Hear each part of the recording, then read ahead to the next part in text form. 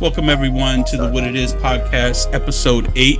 I'm Rex Emilian, and as always, we're here with T and Cass. How you guys doing today? Good. How are you?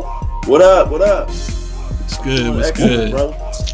Good. And joining us for the second time is Terry. How you doing, Terry? I'm good. I'm blessed. How are you? Doing good. Can't complain. Welcome And back, sis. Welcome Yay! back. Thanks for having me. No problem. No problem. And we have a good friend, Crystal, with us. How you doing, Crystal? Oh, we can't hear you, Crystal. Hey. Can't hear you. Now she's muted. You're muted. You might be muted. Yeah. My bad. That's all right, that's all right. Yes, I'm doing great. Please call me Lenora. Oh, Lenora. Okay. Just for the yes.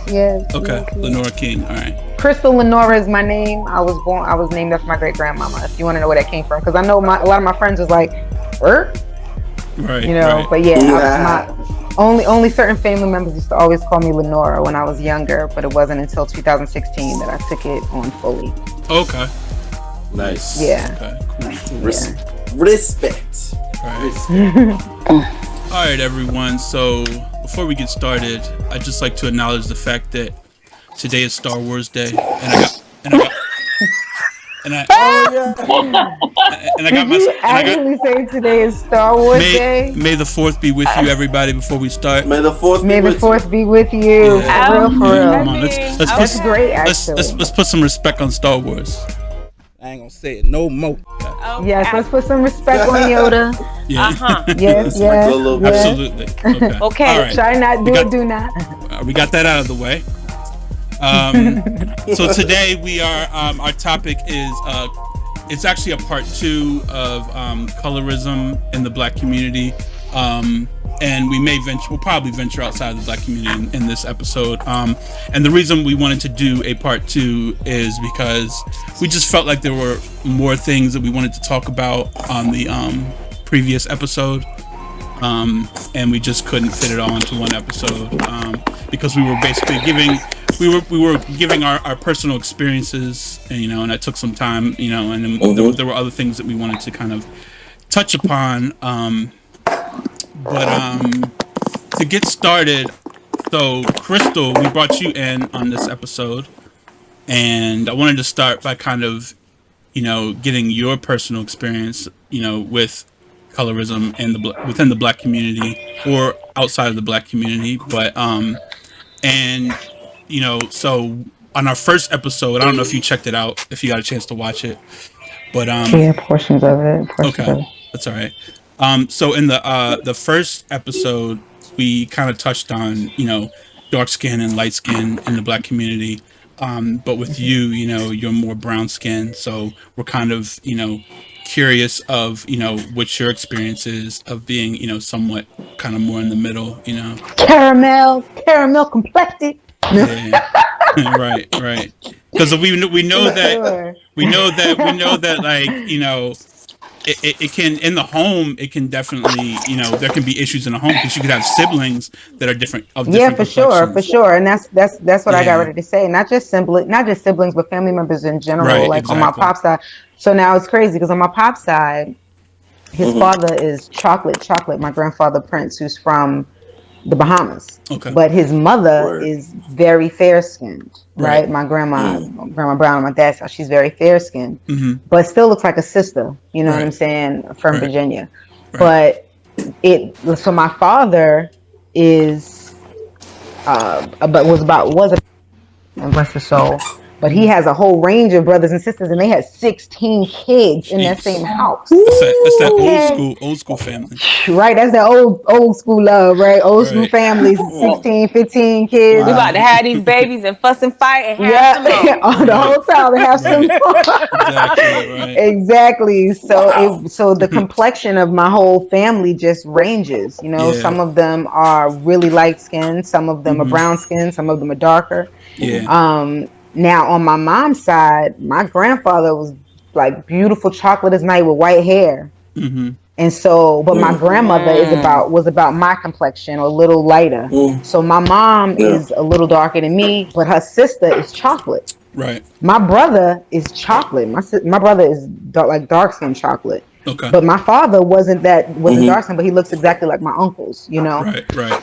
So and we have the same mother and father, you know. So it's really crazy. It's growing up, it's like you kind of rolling the dice when, you know what I mean? For sure. Yeah, you rolling the dice because we come from so many different things on each side of our lineage. But the way that it presented itself inside of the household is that there's going to be biases, and there's going to be ingrained things that you are either come to feel about yourself. If you're the darker skinned child, then you're feeling this way, and so you're going to say something like piss color to the lighter skinned child. If you're a lighter skinned child and you feel like, you know, you don't want to be piss color, then it's like, I'm not light skinned. I do that my whole life. I'm not. First of all, I'm not light skinned, right? That was always my thing. First of all, I'm not light skinned, and you fight not to be light skinned, but at the end of the day, there's melanin, you know, that resonates, and it runs through my whole entire family, either from the deep south of Alabama or from the islands of Bahamas. Right. I know, and so and all of us came from some lineage from ancient, you know, Kemetic and African, however you want to call it. So if we recognize that, then it's like but everything happens to you so that you can become who you're supposed to become. Because absolutely, that is true. That, you know, I got beat up for my complexion in certain places, but I know real light skinned girls that got their faces $150. That's what we called it in high school, because she's just a young girl. That's a slice in the face. Yeah. You know, and she's a kid because they want to slice it because they want to take away some beauty off of her, you know what I mean? But then you see, but I had a mentee. Her name is Tierra. You ever see her on my page now? Because she's one of my closest friends. She was 14 when I met her, and she's now in her 30s, and I was some years older than her, and I was a mentor. And she has a great voice and a crazy writing pen. So I had her, like, she would do like shows with me and background vocals and things like that, studio work. And she could write her ass off. But she was gorgeous and thought that something was always wrong with her because she was chocolate. And it went all the way to her always having a problem and and felt like I couldn't relate to her, would even express that. Like I couldn't relate to her because I don't understand because I'm light skinned. And I'm like, first of all, this is not light skin. I know some light skinned people, and so then I go back to my psychological thing. First of all, I'm not light skinned. And then now, but oh man, I don't know what I just did. Okay. But at the end of the day, it comes from psychological hurts of your own, battles you had to fight your whole life around it, around the way you felt about it. Because if nobody made you feel like either something was wrong with it or that you were better, you wouldn't know any difference. You wouldn't know any difference. You would not know any difference. You would not know any difference if people didn't favor fair-skinned people. Right. And now the most beautiful thing now, and see, I always had natural hair. When people would my mom tried to put a freaking perm. It was looking crazy. When she tried to put a jerry curl in my hair, I was looking nuts. I remember you was getting shape ups back in the day too. Yeah. Right. So I'd be like, cut it off. I would always rock either. Yeah, it'd be cut off, and then I grew my locks for 7 years, and it was either that or I rock a fro or I rock some braids because I always. Now here's the thing. So people always ask the question, why is it that it seems like the lighter, you know, like the Jesse Williamses of the world come out to be these activists or the Malcolm X's? I don't know if y'all saw that. Yeah, if y'all saw that movie. If y'all saw the One Night in Miami. One Night in Miami, where that was part of the conversation. You should watch it actually in relation to this, especially in relation to this conversation, because that was a big part of the conversation. Where he was being questioned, like, are you going this hard because, you know, you're trying to prove something. You're trying to prove that you are more black because when you were younger, or what, you know, people made you feel because you're this lighter skinned and your eyes are whatever, what have you. So that was a part of it. Yeah, and that's part of it. Jesse Williams, you having a white mother and a black father, or however it is. I believe it's white mother and black father. You're growing up in a world where there's a very blatant dichotomy. Your life is, there's different things happening, and then you're in a society like American culture and all of what's built into that, and so now you're searching for both parts of yourself. Like it's there's so many moving parts to it. So many moving. That's why you have to show people love. Right. You have to be compassionate with folk of all races and all skin tones, because hurt people. Exactly. Period. It's always been the case. And colorism is a blatant representation of hurt people. That's like those memes that be like, if hurt people was a person, it would be like colorism. Somebody with a colorism shirt or something on. Right. Was a person, it would be colorism. Yeah, for sure. Hurt people. Racism. Right. You know what I'm saying? All of the isms. All the isms. All of the isms. The ists and all that stuff. Yeah. Yes, the ists and the isms. Not all the ists. Some of the ists are not necessarily, 'cause you could be a pianist and a scientist and true. So not all the ists, but you can definitely the isms. Right. So it's crazy. It's like you find yourself defending yourself against your own about something that it shouldn't be a thing anyway.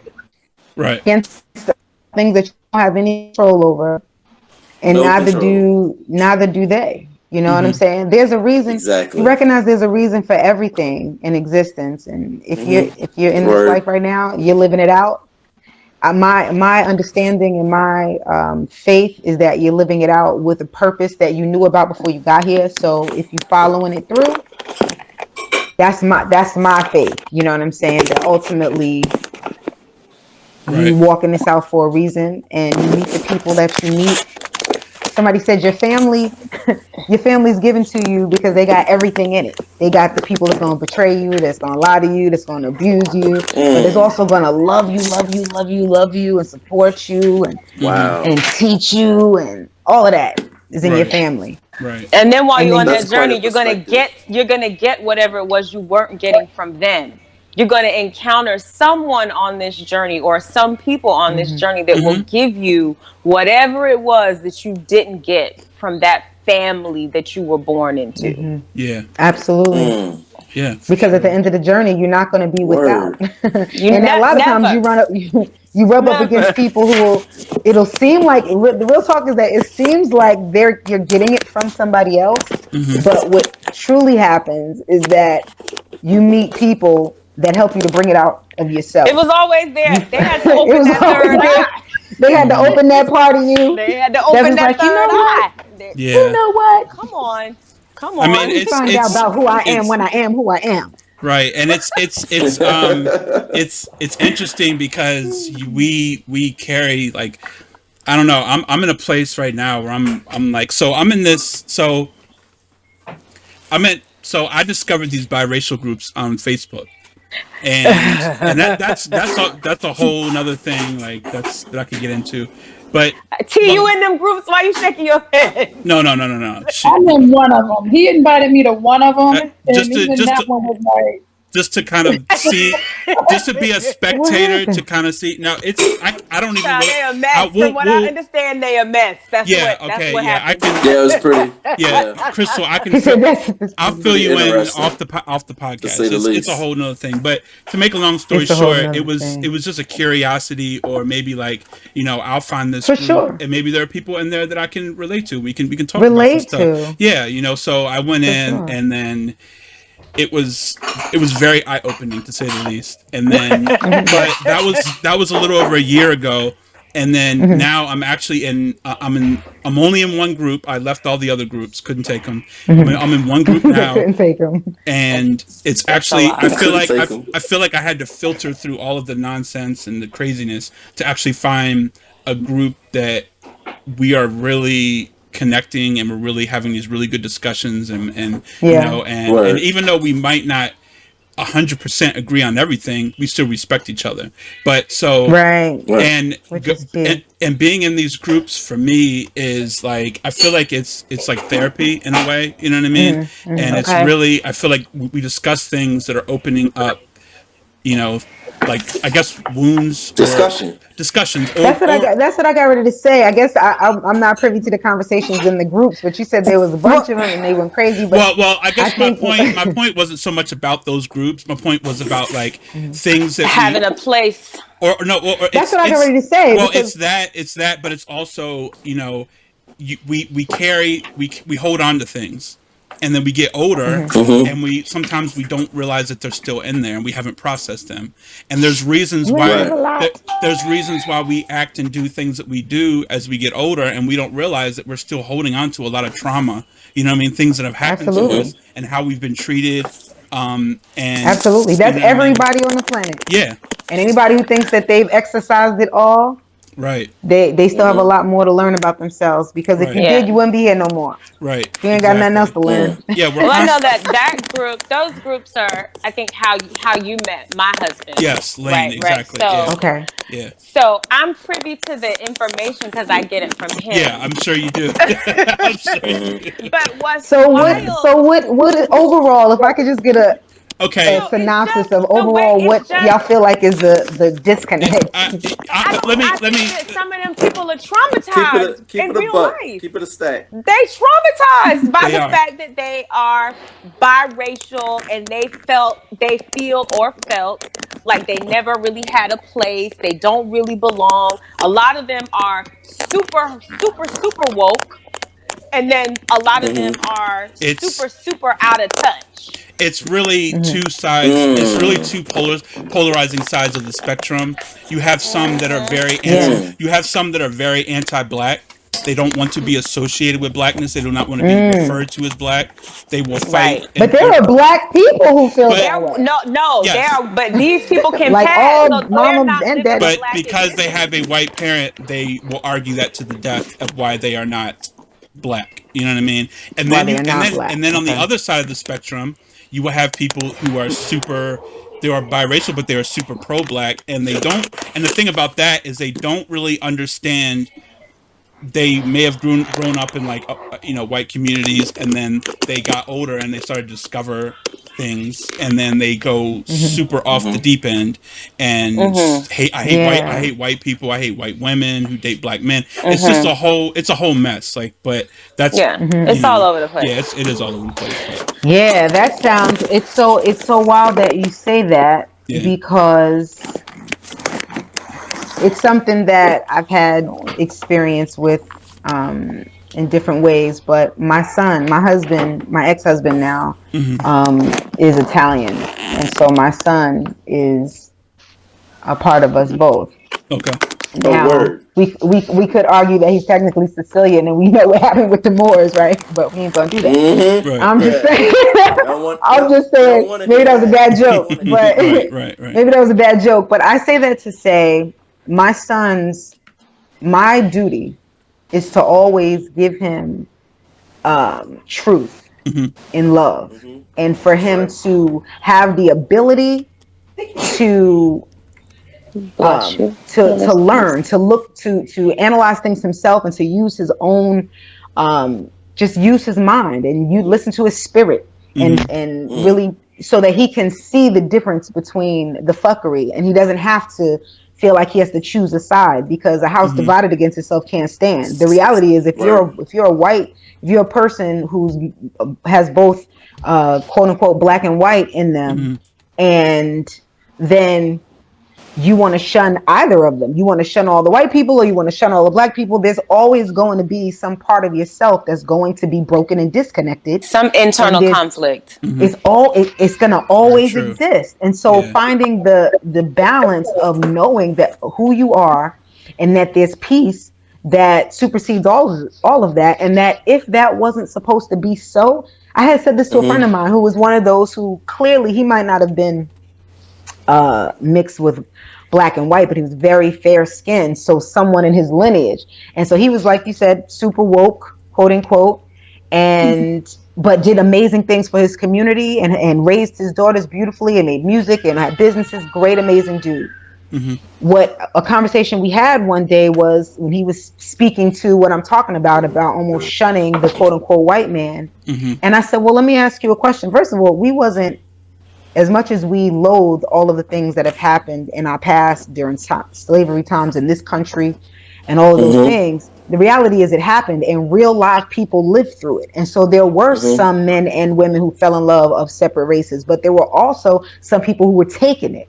And it turned into that. And we are not privy to the differences between those two things. Right. So should we hate our grandmother for falling in love with the master? Do we really want to do that and have that conversation? We don't know what was going on back then. But what we do know is it happened and it happened for a purpose. And so I said to him, okay, would you have rather slavery not happened? Because the conversation led to what the white man did to the ancestors. And I said, would you have rather slavery not happened or for you to not be here? And it was such a stark question because it was so kind of matter of fact. And I was just like, what would be your preference in the point? Because if you're supposed to be here, you were probably born for such a time as this.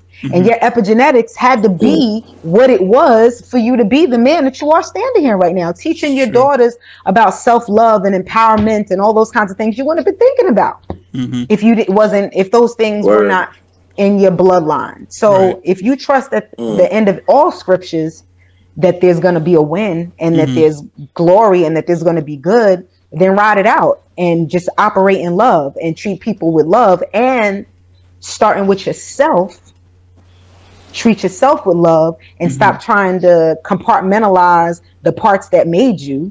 Right. So you be all fucked up, because that's what happens when, and that's what y'all see. And I was going to say that's because I've had friends who, you know, I felt like that was the experience that they were having, that there was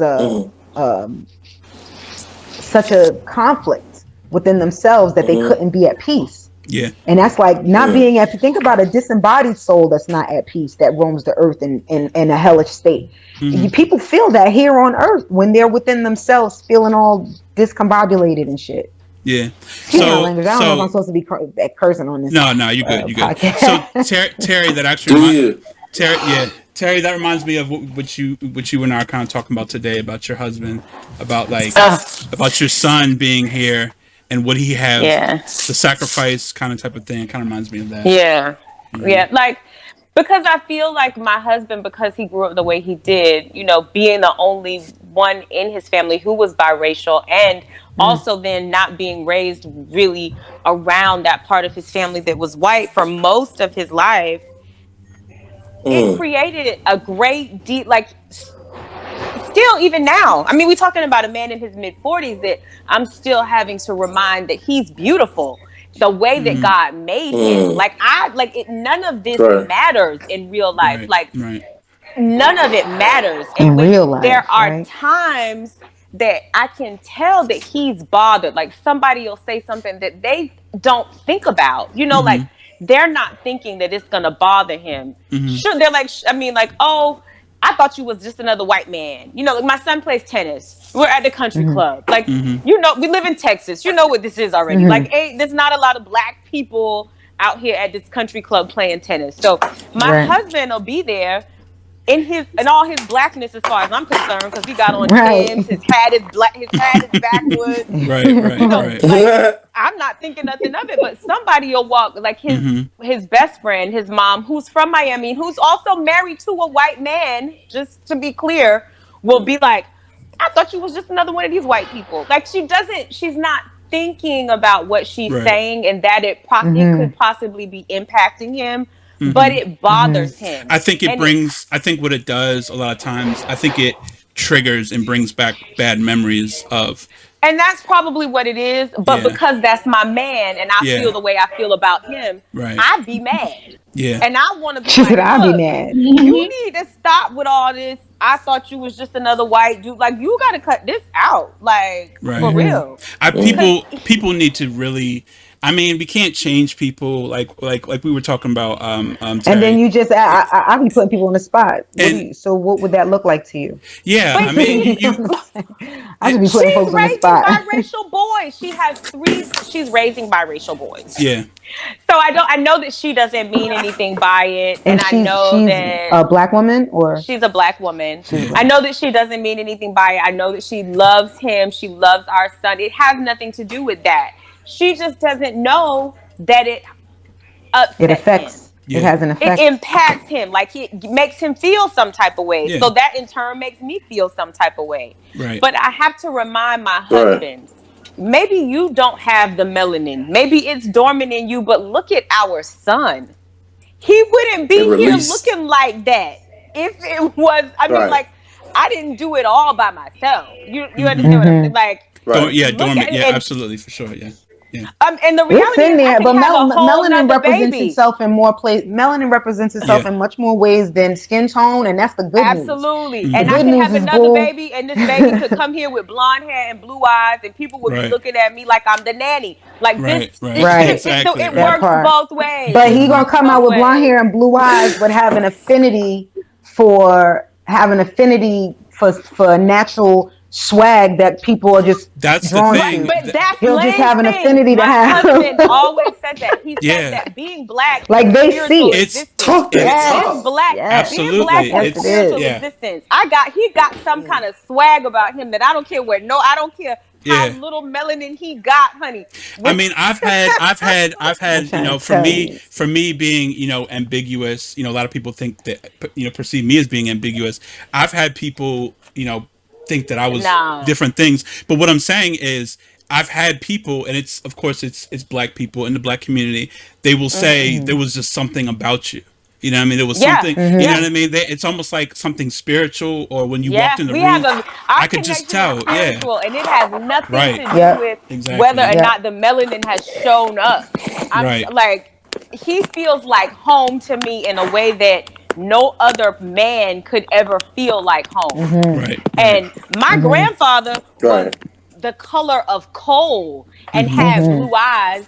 So as much as people would want to attribute me having a blonde hair, blue eyed baby to my husband, in real life, that could be my grandfather's gene. It could very well happen. They're They're from It South could Carolina. easily be your grandfather. People love to be like, "Oh, your son's hair is like that because his daddy half white." Baby, this hair over here ain't all kinks now. Like, I'm gonna need you to understand.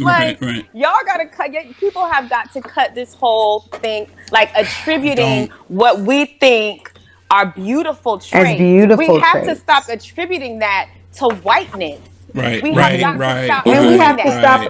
to stop attributing what we do know is our traits. We have to stop looking at it like it's something terrible until we see it on a white person. You know what I'm saying? Right. Well, I know that I never thought of myself in a way, the way that I think of, like, I never would have had the confidence to not to wear my natural hair in its natural state, just totally free without having known my husband.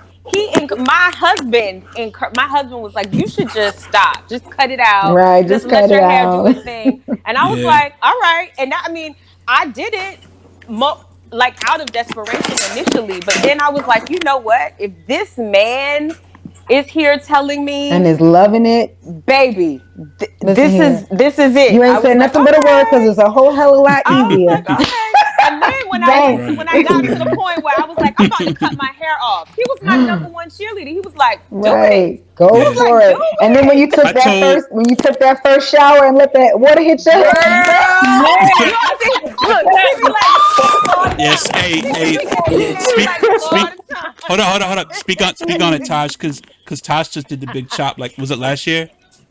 It was in October. Okay. I did it in December. Yeah. Look, this is life changing. Listen here. And I had just life changing. My last relaxer was February of 2020.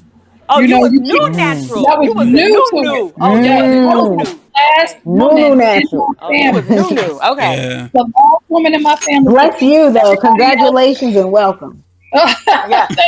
Welcome, honey. Every other woman in my family was natural.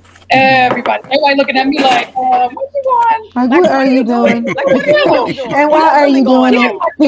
My daughter, her hair is long and for the most part straight, long, and she's natural, you know, but she was like, Mom, let it go. Even she was telling me, let it go. Yeah. So once I did, because it's not even just the hair. It's like, it really is. Y'all got to think about the fact that our hair grows up right? There is something that is so dynamic to allowing it to grow in that way, because it's like you're like a plant. And then it starts making your skin glow, and you start having more energy. You be like, girl, you bouncing down the street I with a know good for face me, beat. I made the decision to stop relaxing my hair because of my son, which is funny. Because it's a boy, but he has a giant afro. He's always worn his hair in a fro. He just never wanted to cut it. And then he went to kindergarten. And the kids started making fun of him. But we know that they were making fun of him because they were jealous. It was a jealousy thing. He's like one of the only black kids in his school. So they're like making fun of him. And one day he came home and he had this little ringlet that came down like to right here. Like a Superman. And he cut it My off. baby And got a Superman curl. I said, Noah, why you cut your hair? And he explained it to me, and then he started crying. And it was in that moment that I was like, okay, so this is where I need to do the work right now. And he was like, I want to get a haircut. And I said, absolutely not. Right. We are absolutely not getting a haircut, because then that's you telling you something is wrong with you, and you gonna go try to fix it. Right. So he stayed at that school for kindergarten, but here I was still trying to relax my hair. So I gotta have a grown lady conversation with myself. I'm telling him it's beautiful. Then why am I doing everything I can to undo what I'm telling him is so beautiful? Right. So I stopped relaxing it right then. Like, I didn't get another relaxer then. He left that school. He went to a school for gifted and talented children. The entire elementary campus was gifted and talented kids. So they looked like the rainbow. That was beautiful. And they celebrated his hair. Y'all, it was like he was a damn celebrity. They were like, oh, I love your hair. Parents coming up to me, oh, you're Noah's mom. I don't know who these people are. Never seen him in my life, but they knew him. They made Can I ask you how old he was when he wanted to cut his hair? 5. 5. So that for me, that was the moment. I told myself that if he ever asked, no, because I'm not cutting his hair, which is why I stopped cutting my hair. I've had a hawk. I've had my mohawk. Mr. Rock Mohawk.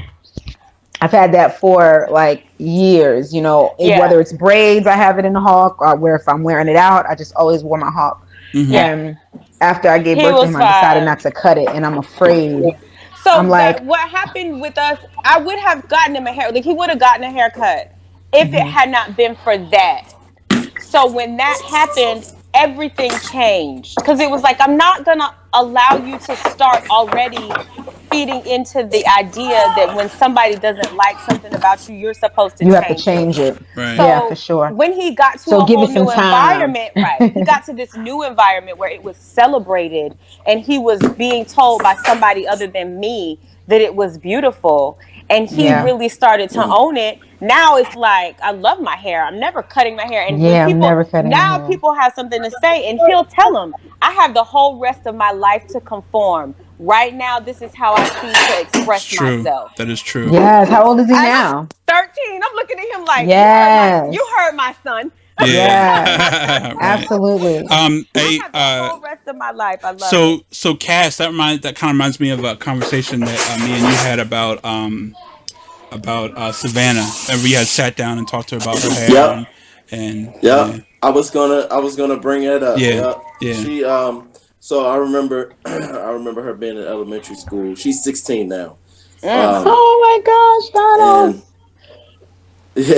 So she comes. It's like one evening we had dinner and everything, and I think she was asking to straighten her hair and stuff, and we used to let her, but then it was kind of like we start noticing, like, while she's doing it, and it's like she was running from, just what it naturally looks like, and not finding the natural in what she got. And that bothered me because I was like, it's like a diet. It's like, what are you eating for? Are you eating to live, or are you living to eat? Right. So it's like, are you doing this for the right reasons? So she once we talked about it and I introduced this to her, I said, these thoughts, a lot of these things are put in your head because of the things you experienced at school, which is where it started. It's like I asked her where it was coming from. Why are you so pressed to get your hair straightened? And she was like, I just want it, and I really wanted to dig deeper. And I was like, well, is someone making comments at school? She was like, yeah. She's like, well, she was like, these kids, they like put their hands in her hair, or they'll make comments or something like that, and it's like it makes her feel a certain way. And I was like, I understand that. And for sure. Then I was like, you also got to know, like, you watching TV, when you see commercials, that stuff leaves an impression on you. And I want you to know, like, your hair is beautiful the way it is, and you have to accept that. Until you can do that, we won't be like allowing you to straighten your hair. Like, you have to find beauty. And now she finds beauty in her curly hair, and she's able to take care of it. And she, she looks in the mirror and she's like, oh yeah. She was like, yeah, I get it. Like, I get it now. Yeah, I'm killing it. But even now, the mainstream commercials or the models or whatever, they're doing everything they can to add texture to that hair. Like, you know, I know. Like, if you're paying attention to even just a Pantene commercial, it's a blonde model on there that they have teased and curled and crimped hair to try to give it texture and depth. To get it to lift up. That's what they're trying to do. They want it to lift up. Black existence. Like, we're going back to the 80s with the perms and the teasing. Because at the end of the day, they naturally, it's like someone comes and tells you that your shoes are ugly, but they really want your shoes. So now they telling you how terrible they are. You go throw your shoes in the trash. It's like when you're in elementary school and they buy the garbage can. Right. No. When you're in elementary school or like middle school, and you like someone, and all you do is tease them because you really like them. You know what I mean? And that's your way of, like, doing that. So. But a big part of it is that we don't it's not even just that, they want what we have. It's that they have, we have allowed them, always taking responsibility, being no victim. Yeah. We have allowed them to take away from us that which is naturally given to us, that is amazing and beautiful. It's like we done thrown our shoes in the trash. Right. And they bought a trash can. They knew that they wanted them, and they just needed you to get rid of it.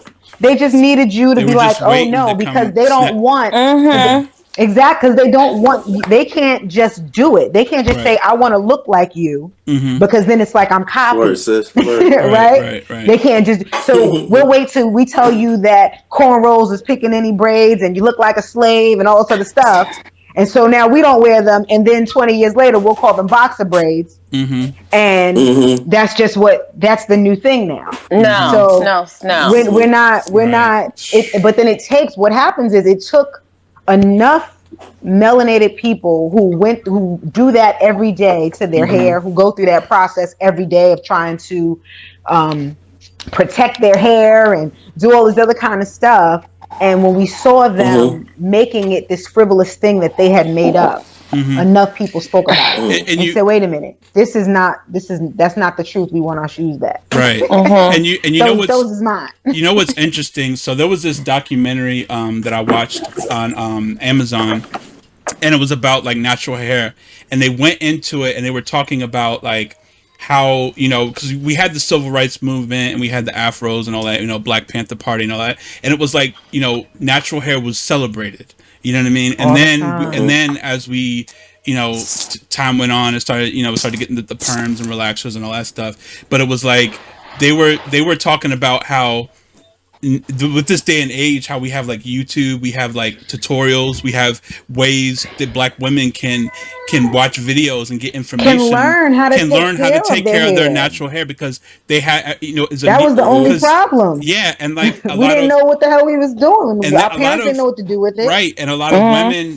some parents, a lot of women don't. But, like, they went natural, but they didn't even know what their natural texture was. You know what I mean? So it's like they, and so, but they were saying how, this is interesting. They were saying how it got really big. The whole natural hair thing has gotten really big here in America, that we are influencing Africa to do it.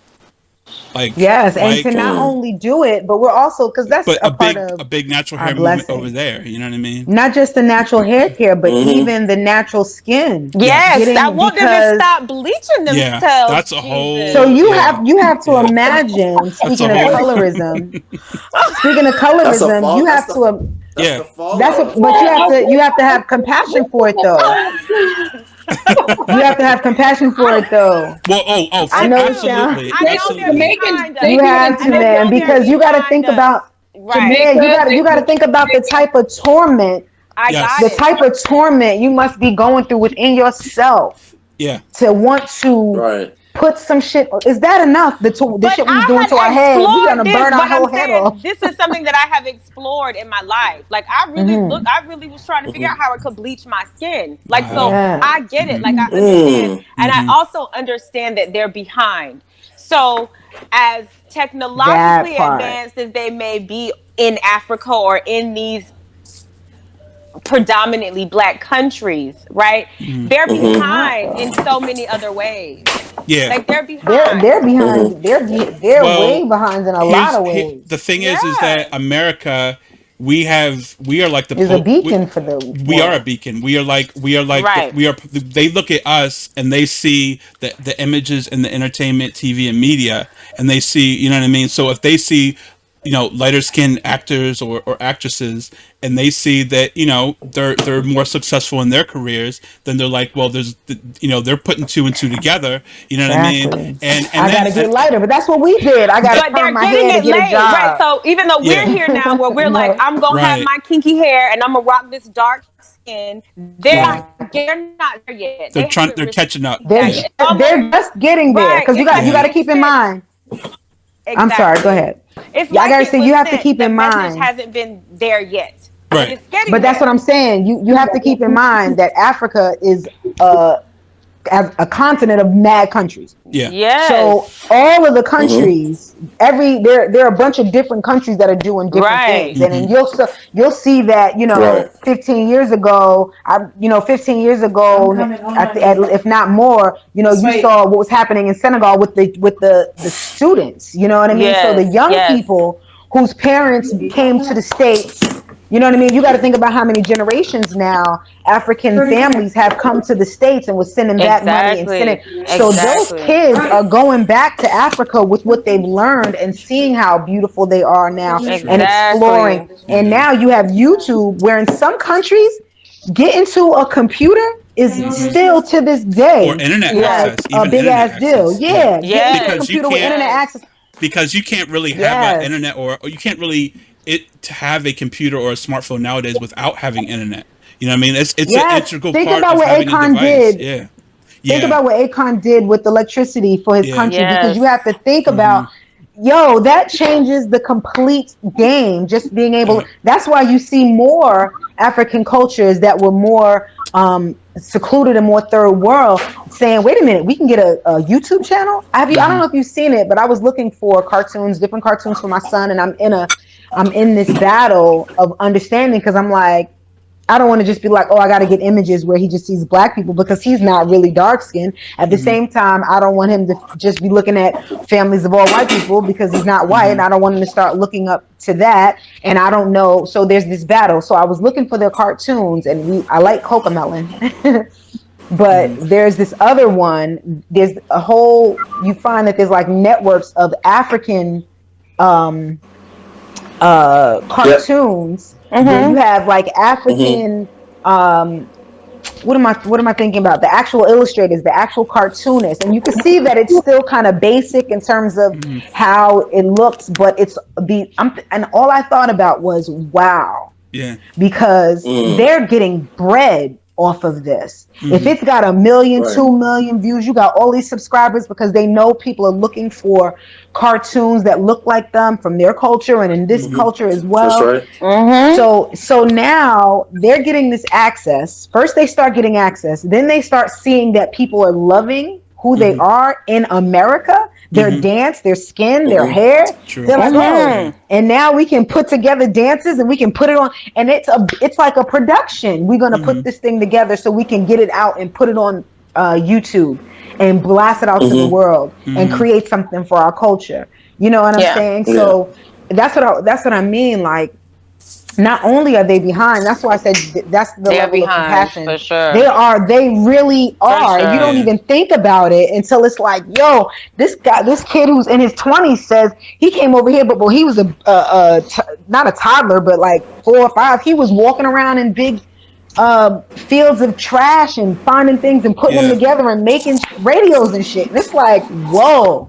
Yeah. But even when I was his age, even 20 years ago or 25 years ago when he was doing that, my life wasn't that bad. Yeah. So even 25 years ago, we were not in that kind of place that they are now. So I feel like because of the internet, because of YouTube, and yes, because of Beyonce Knowles Carter, people hate her ass, but I love her. And listen, I'm a honeybee. Don't come for her. Listen, that whole situation with the Lion King, Beyonce did the whole that situation. No artist no American has ever done, but Michael Jackson tried. He tried. Michael Jackson tried, but Michael Jackson didn't have what B had. But he didn't. He did not. Listen even here. Me, like I had my husband who gets so sick of me and Beyonce. I'm like, you sleeping on Beyonce? I'm gonna need you to get your life. I'm gonna need you to you gotta give the finger like I'm gonna need you. I'm gonna need you to get your entire life. You need to cut it out. But I'm here listening, like he comes in the house and I'm like, Alexa, play Brown Skin Girl, and he got so entangled in the beats of the music, and I'm like, if Beyonce is doing this, we gotta be paying attention. Right. Look, Alexa's playing Brown Skin Girl right now because she heard me. Alexa, stop.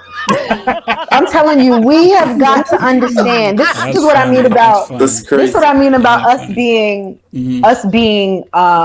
This is what I mean about us being original and like our bloodline and that special, that spirit thing that we were talking about that's in melanin. So the reality is we're not mad at nobody.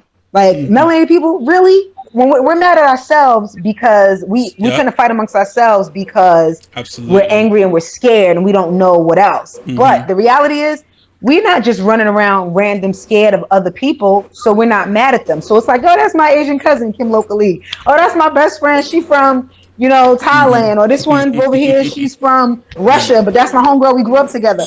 That's how we think. We're not tripping off of that. So we've had for so long been beat down for who we are when people really truly love who we are, but they can't say it because they're afraid that it's going to diminish them. Where we ain't gonna we're not gonna be diminished, and we're not gonna be diminished by you just being yourself. The only time it happens is when we begin to take on the way of the oppressor, where we started to oppress ourselves and our children, telling them that their hair is bad and their skin is too dark and shit. Exactly. We began. So now when she coming out with brown skin, it really just takes a person that folks are listening to and who is already the shit to really, and that just spoke to a level of validation that I think we needed. And we could say we didn't, but the reality is we did. Just like black men oftentimes need a song like Angie Stone's for the brothers. People every now and then, a woman, we need it. I think another good example, this is going to be a little bit different, but like when Black Panther came out, so the movie Black Panther, so the movie, so people it was. Still think there's a Wakanda. But here's the thing. I'm from Wakanda. Right. I'm no longer from Palm Beach. People were Googling plane tickets to Wakanda. I was like, y'all are crazy. Like, it's not a real place. But anyway. You have African cultures. Yeah. Taking on because they real people in Africa. They're like, wait a minute, we're gonna name this Wakanda. But here's the thing, right? Here's the thing with Black Panther. So, movie studios, people didn't know what they want. Like so you had movie studios producers, the people at the top saying, people don't want to see an all black superhero movie. You had people saying, and I mean, or even if we want to talk about, quote unquote black film, or they said they don't want to see a black male lead. But guess what? But guess what? Kevin Feige, because he heads up Marvel. He's the one who puts the whole Marvel universe together. a white guy. He was like, we're gonna put this movie out. We're gonna put this Black Panther movie together. You know what I mean? Trailers dropped. People got hyped. The movie, you know, hit. You know what I mean? It went crazy in the box office. And black people, white people, everybody went to go see it. Everybody. So now it's like it took this movie, which I look at as a milestone in cinema, because you have a big budget and directed by Ryan Coogler, black writers, the woman who did the wardrobe on it, a predominantly black cast. Yes, you know what I mean? So they did it the right way, and we got this, and now, from now on, it's like everybody wants to jump. Now everybody's like, okay, diversity. Let's get diversity in TV and movies and all this stuff. So the people didn't... Now, our only thing is we have to be careful not to... overdo it. Not necessarily over, because there's no real overdoing. Well, I'm talking about checking boxes. Right? You don't want to do it just for checking boxes. Yes, you don't want people to just find a way. You don't want to allow them to capitalize and exploit it. Exactly. Who don't give a shit about the culture, who don't care about the people, who love our rhythm but hate our blues. Like Black Lives Matter is cool, so we're just gonna go and we're gonna go exactly. You see some people putting Black Lives Matter on their cars and on their window stores, and that's just like, don't fuck with us. You know, we're not don't knock our windows out. And it's like, they just see the... And half of that we're not even doing anyway, but that's a whole other story. Yeah. Go ahead, Kat. We're not knocking our windows. They just see the... I was just saying, they just see the lucrativity of it, and they just go after it. And they go after it. And it can be exploited.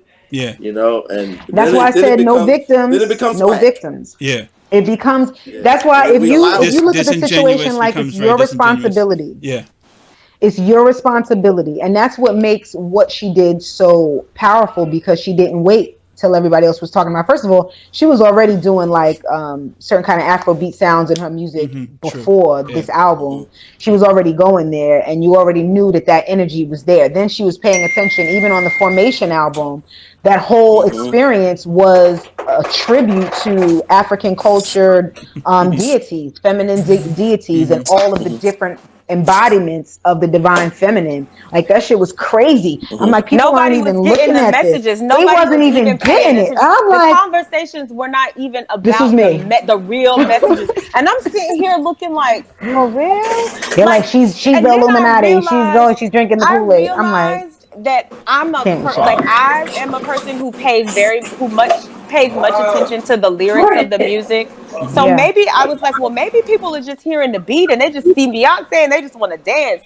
But meanwhile, I'm here listening. Like, even just the other day, I'm listening to Black Parade, and she's like talking about her Oshun energy, and I charge my crystals in a full moon. Like, are you listening? So what she's talking about? To what she's even talking about? Are you just over here like, oh, it's Beyonce? I don't know. I think you got two people, well, three types of people when it comes to Beyonce. Those who just hate on her because she's a sister, and deep down there's some kind of a hate. Because if she was, I'm gonna tell you right now, if she was a European woman, if Taylor Swift could really do Beyonce, they would be throwing roses at her feet. She would be living on top of a mountain, enshrined inside something. They just coming like, oh my goodness. That's why she always be trying. But but because she's a sister, there's always some level of them trying to.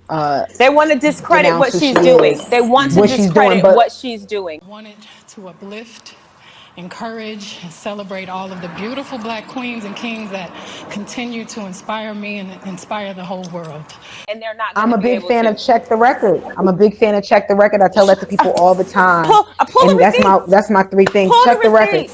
If you check the record, you know that this I say, as a female, as a woman, she is expressing in this realm, in this lifetime, everything that the divine feminine could do. She's a mother, she's a sister, she's a mogul, she's a wife, she's a Black daughter. Woman. Preach. You understand, and that means she came into this world coming in at what they would consider the lowest of the totem pole. That's what I was going to say. Who would have thought that she would have came from Destiny's Child, where she was at that young age, and where she is now? Let me tell you, I remember the first time I saw her perform live. Yeah, we didn't think that. Yeah. Let me tell you when I knew. I don't know when everybody else knew, but I knew it from a very early on. I was not a Destiny's Child fan until after this point, and after she had already started doing her thing. And I love Destiny Fulfilled. That album is crazy. So it took me some time, because I was, as an artist, I'm coming into the world, and I'm growing up, and I'm tired of all the girl groups and all sorts of kind of shit. So I really wasn't trying to hear it at the time. Yeah. But when she did Austin Powers, and she had that song "Work It Out." And this was in the middle of the night. I don't know how I even came up upon it. Neptunes. Yo, I was watching television. Yeah. You said that might have been Neptunes. It was. I was watching what do you call it? Conan O'Brien show. Remember the Conan O'Brien show? I don't even know why I was watching it, but I was watching the Conan O'Brien show. Yeah. Because Conan's funny on the low. So he is. Yeah. I'm watching it, and he was interviewing Niles from Frasier. Okay. And Beyonce was the guest. So she comes out there, and so I'm like, okay, I'll see it. She does Work It Out. By the end of this show, I said, she is a star. Like, luminous. She came out this bitch with a shimmy dress on, 2 other girls dancing. She was dancing her ass off, hula hooping, singing at the top of her lungs, keeping the breath. Like, it's not easy. Controlling the band, because Work It Out is a live band song. Got horns, jam on my horn now. Horns. I was like, yo, Niles, after she finished, and Conan O'Brien started walking over to her to be like, oh my goodness, that was great. Niles was like on this nigga's back like this. He's like, oh my gosh, and stands up in front of her looking at her like he just saw a actual star fall from the sky. And I'm telling you, I've been looking for this video on YouTube. I cannot find this performance anywhere, but I remember that she really walked into it though, because in the beginning she's a star. She really did work on that craft, but also she really worked on what she wanted to present to the world. She wasn't this great of a singer, and I think that she figured out how to really perfect what she is able to do in a way that nobody else can do it. Because like, I don't know anybody else that can do a whole 1 hour set dancing full out. You gotta be in good shape. You gotta be in really good shape. I don't know anybody else that's able to do that. Let me say something. And she's trained ridiculous. That's something I noticed early on, like when she was in the group. That's something I noticed. I mean, the group itself. I just didn't watch them. I just was like, here we go again. They're far above other groups because of their breath control. They're not. Something that I noticed with her. Yeah, she didn't sacrifice none of the words in the song. She didn't sacrifice none of the words in the song. Not a note, and no notes either. She hit every single note. Not only that, but she plays instruments, but she sings in multiple scales. Wow. And that's what people don't realize. Like, my friend is a record producer, and he has worked with her on several records. And he even, his name is Canaan Lamb. He's like, I guess he's a little bit of a heavy hitter. I guess. But he that sounds familiar. He produced what's that one countdown song. Countdown. Oh, the Countdown. Countdown is a big song that he did for her, and he's done like several other songs for her. And he's produced for 7 Streeter. Like he's heavy. He's heavy in these music streets. But he has always talked about her work ethic. He's like, I have never been in the studio with somebody who's willing to keep working the way she's willing to keep working. And that's saying a lot. Yeah. Yes. And you're Beyonce. You know what I'm saying? Like, it's saying a lot that you are. The whole thing is work ethic. She's made everybody get their game up over the past 3 years. This is Beyonce, and Beyonce, like, how dare you allow yourself to get outworked by Beyonce? It's Beyonce, for crying out loud. She could come in here. She don't got to do nothing. And she could say, you know what, I'm tired and I'm going to go lay down. But no, Beyonce's not doing that. She's going to force you to work. Wow. Yeah. Because what's the point? You to work. What's the point? Right? If you're going to be here, especially if you had the opportunity to be here with me. You better be working or getting the hell out. He'd be One like, of the two things is happening. ain't no tiger. So going back, I know we got off the No, colorism. we're good. But it's kind of it's a good conversation. I like it. Yeah, for sure. No, because her contributions are definitely call for note. You know, they definitely do. So but definitely have she's to helping us that. with this colorism situation by putting she out really songs is for brown, even though she's not a person who's heavily melanated. She's always celebrating that. Yeah. And because she's a brown skinned girl, and brown comes in multiple shades, ladies and gentlemen. Come on. But whether you're looking at the crayon box or however you want to see it, looking at the soil, I got multiple shades of brown. Especially unpacking. I just signed my lease today for my new spot. My baby's crying. I'm gonna have to put y'all on pause for a second, but so everything's boxed up. But brown comes in multiple shades, and we are definitely capable and able to create. Excuse me, guys. Create. Yeah. I know. She's giving me baby fever. You over it? Are you over it? I see. It sounds like you went to the bathroom. Come on, say hi.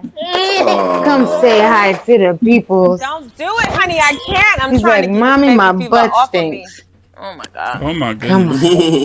It's getting so big. Oh man. Oh my god. What's happening? Say hi. What's happening?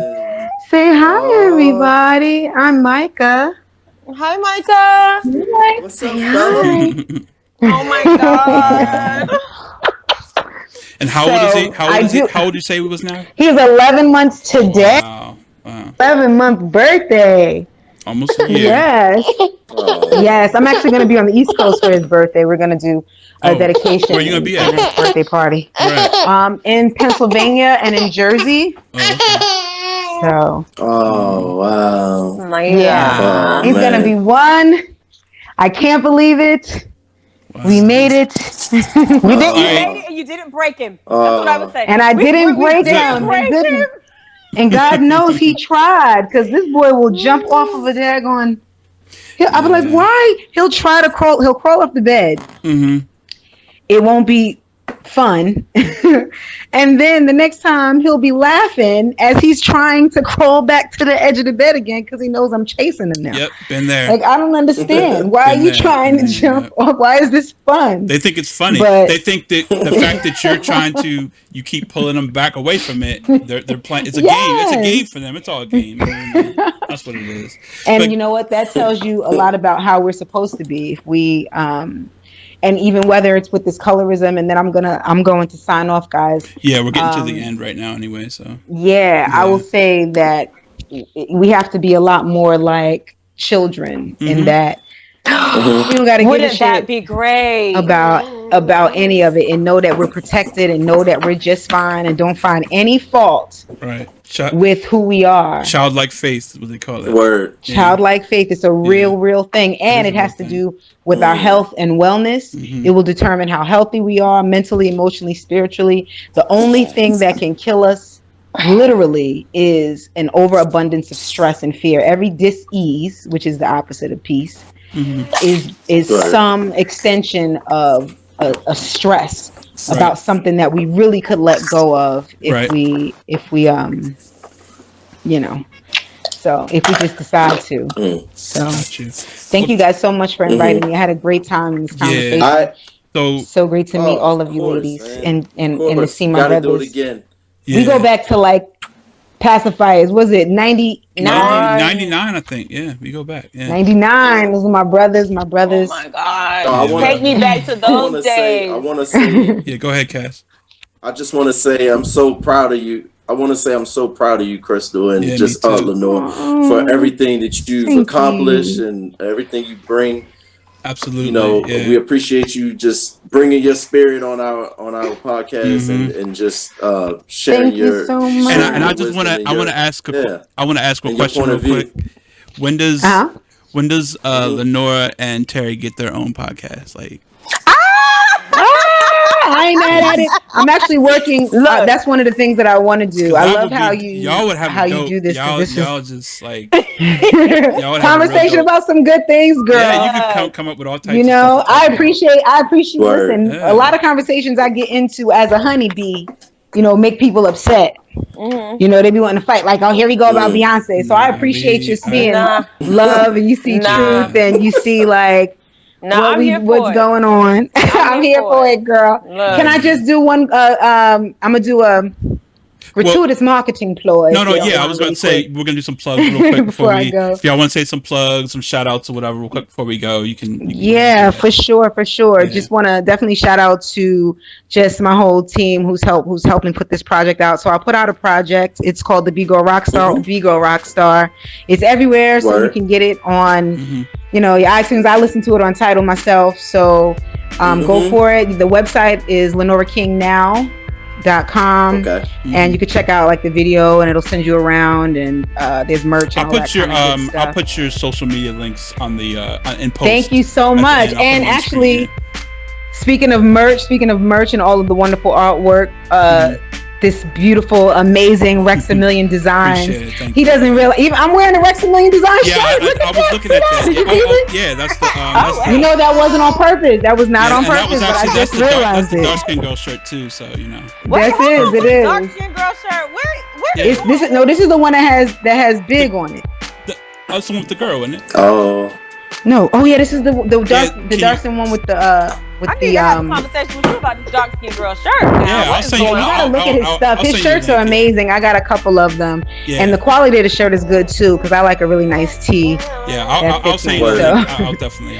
Yes, please check out the album. It's 12 dope joints. It's a mixture of hip hop and alternative rock and reggae. Here. You need to hope y'all love it. Lane to be a guest here, honey. Please do that. That sounds good. We like it. I'm gonna go because he's over this right now. But thank you guys so much. Lenora. We're gonna do this again. For sure, definitely. All right, love you, sis. Yeah. Keep it up. Word. All right, everybody. Thank you for tuning in. We are at the end of the hour. This was a great conversation. Great chemistry. Yeah.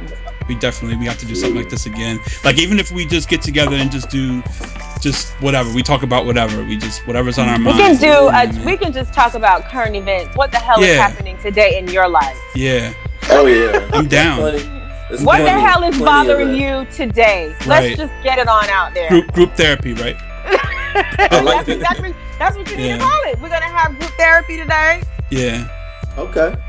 So I love it. Sure. Absolutely. Round table. Yeah. Yes. Right. Well, love it. With that, we are at the end, and we appreciate you guys for tuning in. Subscribe, like, and subscribe to our videos on YouTube. That definitely helps us, grow. We want to get some followers going, for sure. Love that. So, thank you guys for tuning in, and we will keep grinding. Absolutely. Grind it out. All right.